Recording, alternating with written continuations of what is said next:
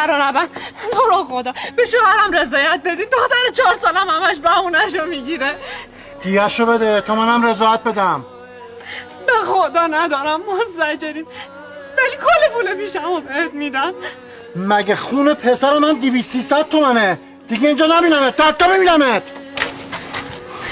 خدا بایستا، هر چی بخوای بهت میدم. هر چی بخوام؟ مطمئنی؟ حتی نجابت تو؟ آره، چیکار کنم؟ مجبورم. بچم تو خونه بی‌تاب پدرشه. هنوز اونقدر بی غیرت نشدم که دست بزنه شوهردار بزنم. میام رضایت میدم، چون نمیخوام به خاطر پول یا رضایت گرفتن ناموس مردم خراب بشه. خواهرم یه لحظه از مرد بودنم شرمم شد.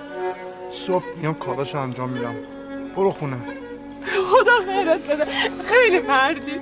خواهرم دیر وقته، بذار برسونم. چشم من ببین چه سیرم ازم.